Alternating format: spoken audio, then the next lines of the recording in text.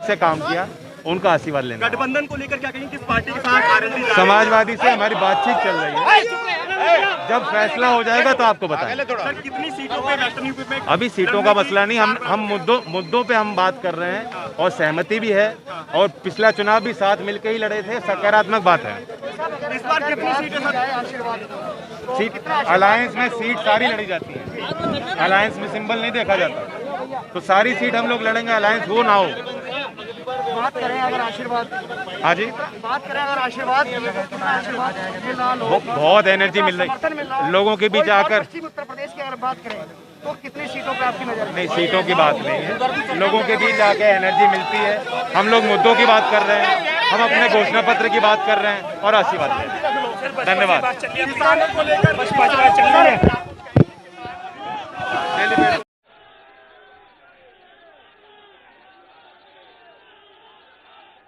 आशीर्वाद पथ का कार्यक्रम आज मुरादनगर में मेरा सौभाग्य है। चौधरी चरण सिंह जी की कर्मभूमि रही, लगभग 4 दशक आपने चौधरी अजीत सिंह जी के साथ कदम से कदम मिलाए, उन्हें भरपूर सहयोग और प्रेम दिया। आपसे भी सब, आप जूम लगा लो, इतने पास मत खड़े हो मेरे। और आज मेरा सौभाग्य है कि मैं आपके बीच हूं। अभी सहारनपुर की गंगों से जहां एक कार्यक्रम आशीर्वाद पथ का था, वो कार्यक्रम करके आपके बीच आया हूं। लंबी चौड़ी बात नहीं कहूंगा, क्योंकि आपके चेहरे को देखते हुए मैं समझ रहा हूं आप तो समझे समझाए हो, आप तो मन बना के आए हो।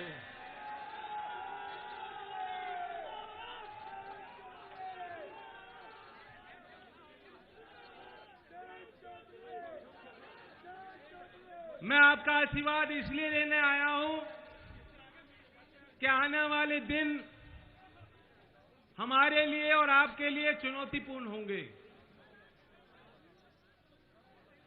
हमें और आपको मालूम होना चाहिए हमें क्या करना है।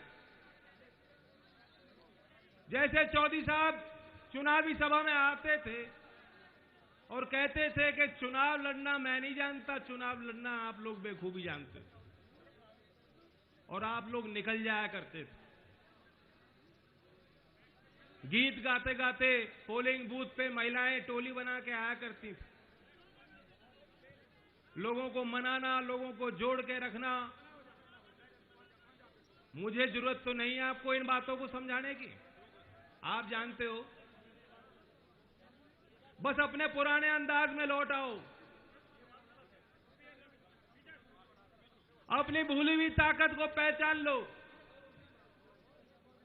अभी सहारनपुर मैंने एक बात कही जो यहां भी इस धरती पे मैं दोहराना चाहता हूं, क्योंकि कभी कभी अति उत्साह में आकर हमारे लोग ही गलती कर लेते हैं।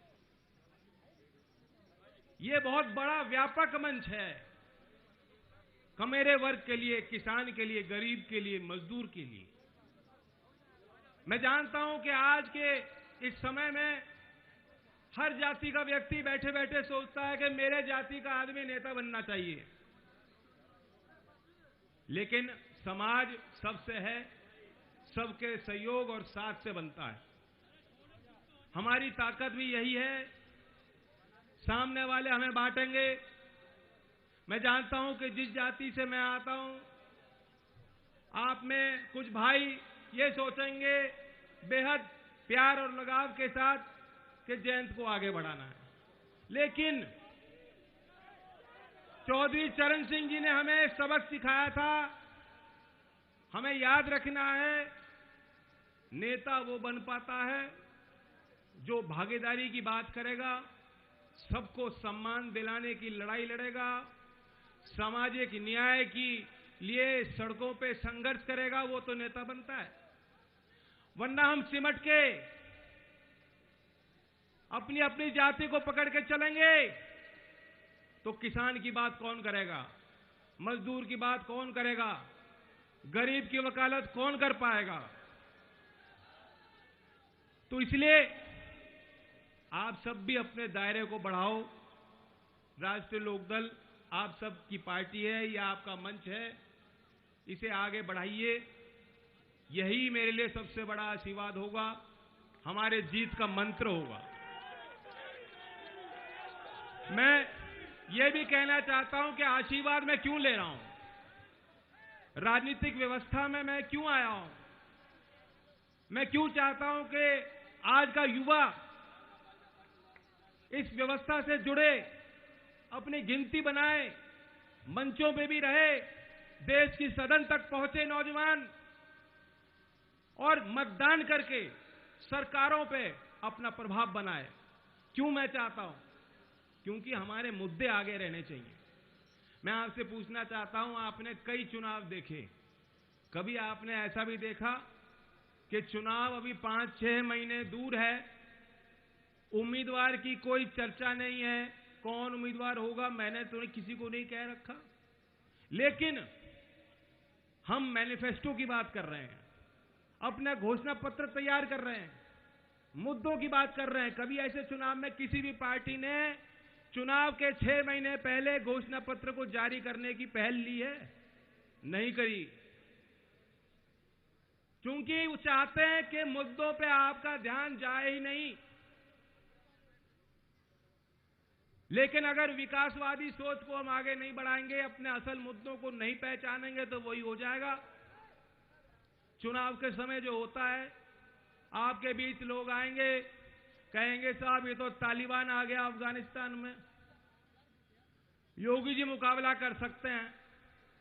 मैं पूछना चाहता हूं, योगी जी, भारतीय जनता पार्टी के जो वकील आपके बीच में आएंगे उनसे कह देना, हमारी नजर में तालिबानी तो वो है जो किसान को रौंद के चले जाते हैं।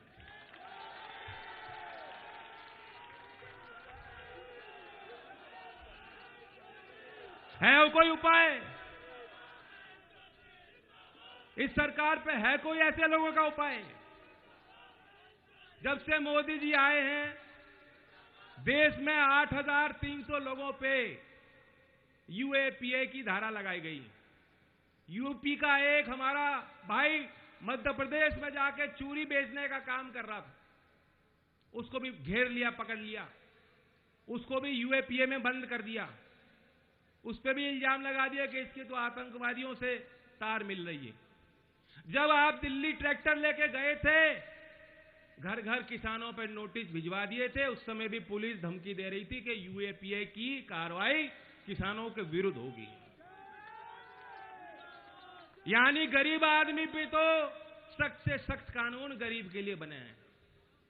जेल में डाल दिया जाएगा, कब उनकी कोर्ट में सुनवाई होगी, कब उनकी तारीख लगेगी, क्या उन्हें न्याय मिल पाएगा? मुझे ज्यादा भरोसा उस व्यवस्था पे नहीं, जितना था वो उठने लगा धीमे धीमे। और वहीं जो आपके हत्यारे हैं वे मंत्री बने बैठे हैं, उनको सुशोभित किया जाता है, उनके बचाव में पूरी सरकार लग जाती है। जो मुख्यमंत्री कुलदीप सेंगर जैसे पापी अत्याचारियों को साथ बगल में बैठाते हो, जो गृह मंत्री टेनी जैसे गृह मंत्री को बुला के जो पीठ थपथपाते हो, ये इनकी नैतिकता है, ये किसान के प्रति इनका समर्पण है। और आपको परखना भी है कितना झूठ आपसे बोला गया। अब तो 2.5 महीने बचे हैं 2022।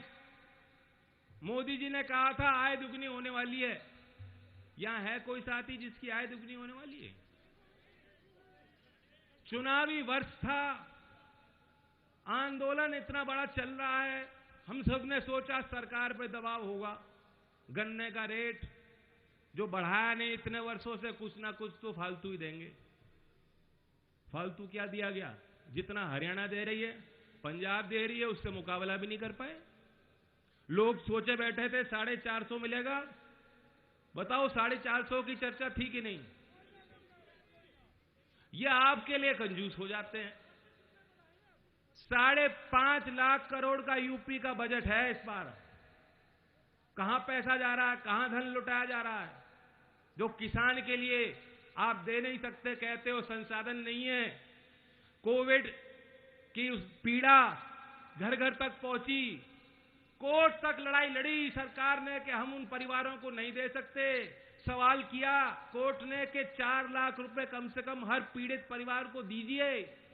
वहां केंद्र सरकार ने कह दिया हम पे पैसे नहीं है। और यहां से कोई जाके भाई केरल में जाके देखेगा ना, या बंगाल में जाके देखेगा, या दिल्ली मेट्रो पे ही सवारी ले लेना, अब तो 2 ही फोटो लग रही हैं चारों तरफ, मोदी जी और योगी जी। ये कहां से है? ये पैसा कहां से आ रहा है? ये आप ही के संसाधन हैं। अगर इस पैसे का सदुपयोग हो जाएगा तो विकास, तरक्की आपके द्वार, आपके घर तक पहुंच सकेगी। हम लोगों ने आकलन किया, विशेषज्ञों के साथ बैठे, थोड़ी बहुत अर्थनीति की जानकारी और ज्ञान मुझे भी है, और हमने हिसाब लगाया। आज मैं आपके बीच आकर कुछ घोषणा करना चाहता हूं इस संबंध में। कुछ तो वो बातें हैं जो हम अपने घोषणा पत्र में शामिल करेंगे, कुछ वो बातें हैं जो पहले नहीं कही गई, और यही आज मुरादनगर इस सभा में मैं घोषणा करना चाहूंगा।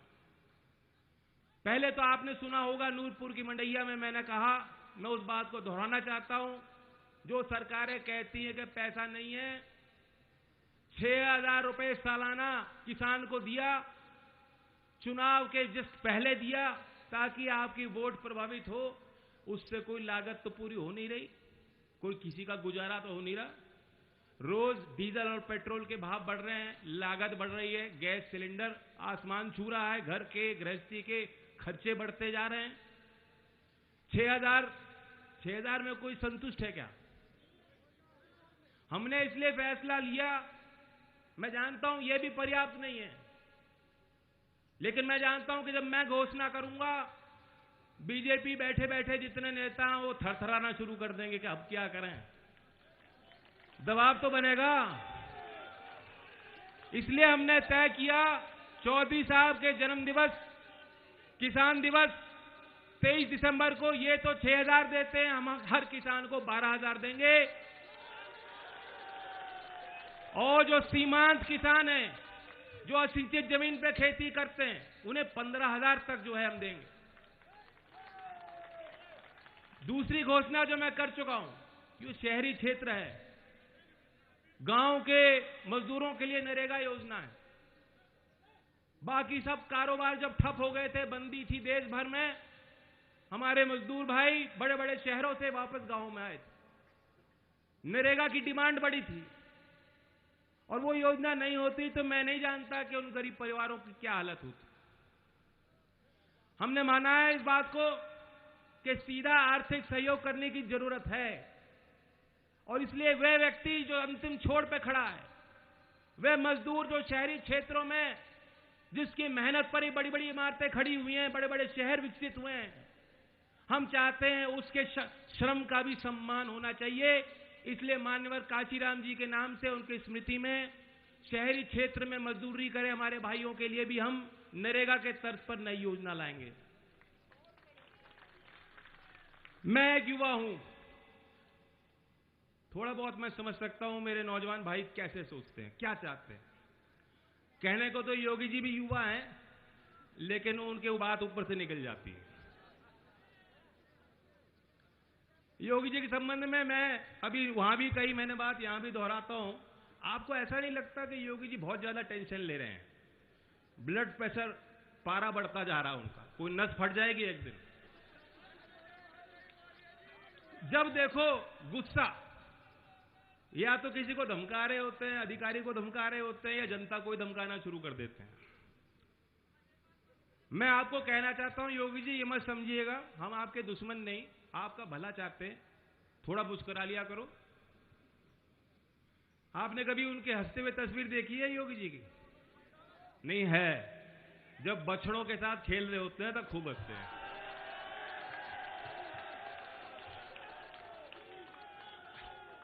तो मैं तो चाहता हूं योगी जी को मुक्ति दें। कहां इतनी फाइल पकड़ा दी, उनके सामने इतनी फाइल रख दी, वो तनाव उनसे झेला नहीं जा रहा। उन्हें फ्री किया जाए ताकि वो बछड़ों के बीच रहें, पूजा पाठ करें 24 घंटे। आज के आधुनिक विषय दुनिया में बात हो रही है आर्टिफिशियल इंटेलिजेंस की। यहां ड्रोन उड़ रहा था अभी, ड्रोन टेक्नोलॉजी की, ब्लॉकचेन टेक्नोलॉजी की। अब योगी जी को जाके कहेगा आर्टिफिशियल इंटेलिजेंस, ब्लॉकचेन, मुझे तो नहीं लगता उन्हें बात समझ में आनी है। और इसलिए हमने फैसला किया है कि हम शिक्षा व्यवस्था में व्यापक सुधार करने की जरूरत है। मैं जानता हूं कोरोना काल में यहां अभिभावकों की बहुत बड़ी समस्या थी। प्राइवेट स्कूल्स में, क्योंकि सरकारी स्कूली व्यवस्था बेहद खराब है, बच्चे सब प्राइवेट स्कूल में रखना चाहते हैं, लेकिन प्राइवेट स्कूल के फीस पे किसी की कोई लगाम नहीं है। इस बात पे और अध्ययन करने की, विचार करने की आवश्यकता है। कोई प्राइवेट स्कूल मालिक हमसे नाराज ना हो जाए ना, कोई मंच पे बैठा हो तो। हमारी सरकार आएगी तो इनके फीस नियंत्रण के लिए आपकी सरकार पहल करेगी। सरकारी स्कूल की बात, यूपी में सिर्फ 5% सरकारी स्कूल पे कंप्यूटर लैब है, कंप्यूटर नहीं है। इंग्लिश मीडियम में हमारे बच्चे मात खाते हैं, बहुत बढ़िया हैं, बहुत मेहनत की है, लेकिन जब इंटरव्यू लगता है बड़े शहर में, जो नौकरी के लिए बुलाया जाता है, एमएनसी कंपनी उन्हें बुलाती है और कहती है भाई इंग्लिश में 2-3 लाइन उनको सुनानी पड़ती है, तो वहीं जो है दिक्कत आ जाती है। हमने तय किया है कि 2030 तक, समय ले रहे हैं लेकिन लंबी सोच रखनी पड़ेगी, बड़ा लक्ष्य है, प्रदेश के सभी स्कूलों में कंप्यूटर लैब, वोकेशनल ट्रेनिंग और इंग्लिश मीडियम शिक्षा का प्रावधान हम देंगे।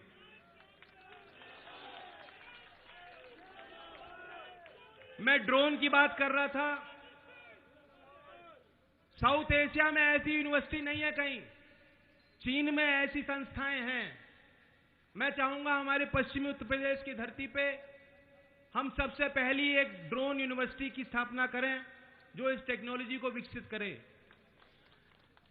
डिजिटल लाइब्रेरी के माध्यम से जो बच्चे पीएचडी कर रहे हैं, रिसर्च कर रहे हैं, अनुसंधान कर रहे हैं, दुनिया की जो किताबें छप रही हैं, दुनिया में जो रिसर्च पेपर निकलते हैं, यूनिवर्सिटी में पढ़ रहे बालकों को भी उसका नहीं मिल पाता। हम चाहते हैं डिजिटल लाइब्रेरी के माध्यम से निःशुल्क जो भी ग्लोबल स्टैंडर्ड्स हैं, जो भी ग्लोबल डेटाबेस हैं, उनकी मेंबरशिप हमारे बढ़ रहे छात्रों को दिलाई जाएगी। और क्योंकि हम शहरी क्षेत्र में हैं, मैं यातायात की व्यवस्था के संबंध में और सीवर लाइन के संबंध में कुछ कहना चाहता हूं। बस की क्या स्थिति है? जो रोडवेज की बस चलती, बताओ क्या हालत है उनकी। योगी जी ने घोषणा की है कि 700 ई बस चलेंगी 14 शहरों में। 700 इतने बड़े प्रदेश में, इतनी बड़ी आबादी में, जहां इतनी बड़ी सड़कों का जाल है, आवागमन है लोगों का, 700 बस से कोई कुछ नहीं होने वाला। यूपी रोडवेज की 11,000 बसें हैं। हमने लक्ष्य तय किया है कि 2030 तक सारी यूपी की बसें बिजली से संचालित होंगी, ई बस होंगी, और 11,000 को बढ़ाकर के कम से कम 25,000 बस को हम खरीदने का काम करेंगे।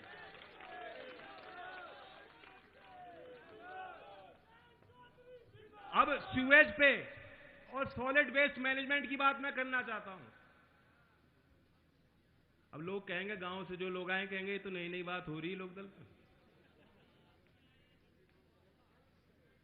गाजियाबाद इतना बड़ा महानगर है लेकिन सीवेज प्लान नहीं बना। पौच कॉलोनियां बन गई, बड़ी बड़ी इमारतें बन गई, कोई व्यवस्था नहीं है। और हालात ये है, मोदी जी ने कहा था, गंगा मैया ने मुझे बुलाया है, आज बड़े बड़े शहरों के किनारे जो महानदी हमारी चल रही है, गंगा यमुना, डुबकी तो छोड़ दीजिए, आचमन करने लायक भी नहीं रही। आचमन भी नहीं करेंगे। क्यों? क्योंकि हमारे शहरों का और ग्रामीण कस्बों का और गांवों का भी जो कचरा मैला है वो सीधा नदी में जा रहा है। 707 शहर, नगर पंचायत, नगर पालिका परिषद उत्तर प्रदेश में है। हमने तय किया है कि 2030 तक प्रत्येक में घर टू घर सीवर लाइन बिछाने का काम, सीवर ट्रीटमेंट प्लांट देने का काम हमारी सरकार करेगी। हम योजना भी बनाएंगे और संसाधन भी देंगे ताकि समय रहते ये काम पूर्ण हो सके। और आखिर में कानून व्यवस्था शायद सबसे बड़ा मुद्दा है उत्तर प्रदेश का। योगी जी ने चलाई है 1 डिस्ट्रिक्ट 1 प्रोडक्ट स्कीम। अभी कंगना रनौत को बना दिया ब्रांड एम्बेसडर। 1 डिस्ट्रिक्ट 1 प्रोडक्ट तो पता नहीं, 1 डिस्ट्रिक्ट 1 क्राइम स्कीम चल रही है यूपी में। सब जिलों के बट एक एक अपराध आता है, लेकिन ये गाजियाबाद ने तो सारे ही काम कर लिए। गाजियाबाद में सारे अपराध हैं, चेन स्नैचिंग से लेके किडनैपिंग से लेके मर्डर। बताओ, रोज आपका अखबार पटा पड़ा है। कैसे सुधार होगा? पुलिस व्यवस्था में सुधार कैसे लाएंगे? क्या दोष पुलिस कर्मियों का है? दोष इनको नहीं दिया जा सकता। दोष उनको दे सकते हैं जो ठोक दो चिल्लाते हैं, लेकिन सुविधा के नाम पर, प्रशिक्षण के नाम पर, संसाधन के नाम पर उन्होंने हमारे पुलिस तंत्र को मजबूत करने के लिए एक उंगली नहीं उठाई। चौधरी चरण सिंह जी ने देश में पहला राष्ट्रीय पुलिस आयोग का गठन किया था और वर्दी पहने हमारे भाइयों का, बहनों का मनोबल ऊंचा रहे। हमने तय किया है इनकी ड्यूटी निर्धारित होगी। दूसरे प्रदेशों में जहां भर्ती की उम्र 27 साल तक भी है, हमारे यहां कट ऑफ 22 साल पे खत्म हो जाता है। उस 22 को जनरल कैटेगरी के लिए कम से कम 28 वर्ष तक हम करेंगे ताकि हमारे नौजवान भर्ती हासिल कर पाए। बॉर्डर स्कीम को समाप्त करके, और ये शिक्षक समाज और पुलिस तंत्र 2 वर्गों के लिए हमने सोचा है। दोनों की ड्यूटी बहुत कठिन है। बहुत महिलाएं मास्टर है, परिवार गाजियाबाद में रहता है, ड्यूटी गाजीपुर में लग गई। कैसे करो? उनके मनोबल पे फर्क पड़ता है इन बातों का। हमारी सरकार बनेगी तो बॉर्डर स्कीम खत्म करके गृह जनपद, पास के जनपद में आपकी नियुक्तियां, आपकी पोस्टिंग हो सकेगी। और वर्दी पहने भाई देख लो, ताली तो आप बजा नहीं सकते, लेकिन आपके लिए जनता ताली बजा रही है, क्योंकि आप हमारे बीच के हो, आप हमारा खून हो। हमारे ये जो नौजवान हैं, इनमें के बीच के लोग आपके फोर्स में हैं। और आखिर में महिलाओं के हो रहे बढ़ रहे अपराध को देखते हुए नई भर्ती करनी पड़ेगी। पुलिस में पुरानी लंबित भर्तियों को भी देखना पड़ेगा। नई भर्तियों में 50% हम आरक्षण महिलाओं को देंगे ताकि महिलाओं की नियुक्ति बढ़ पाए, महिलाओं के थाने विकसित हो पाए। और खास बात है, कोई महिला पुलिस में होगी तो वो डंडा नहीं चलाएगी, वो समझाएगी। हमारे भाई जल्दी डंडा उठा लेते हैं, मैंने खुद झेला है। लेकिन कोई बात नहीं, योगी जी डंडा मार लो, रोक लो। बरेली में भी रोका, लखीमपुर भी रोका। मेरा काम रुकने का नहीं है।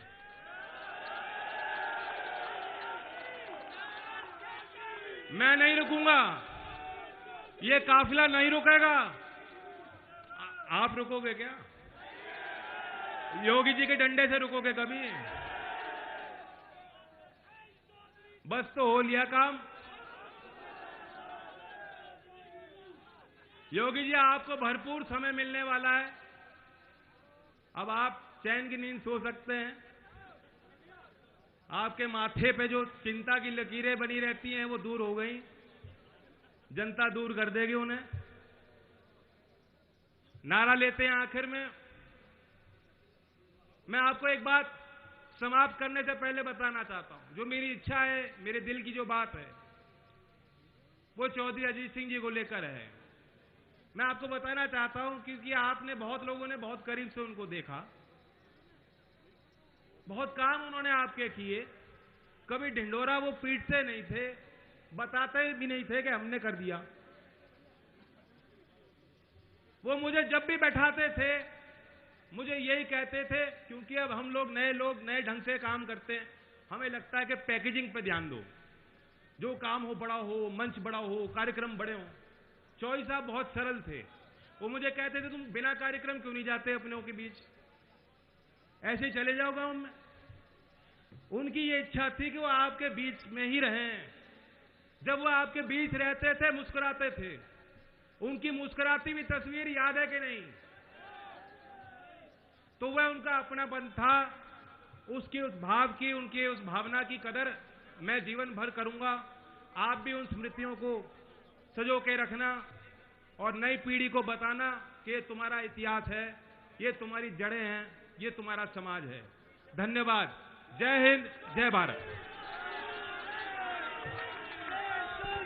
जिंदाबाद, जिंदाबाद। मैं सभी मीडिया का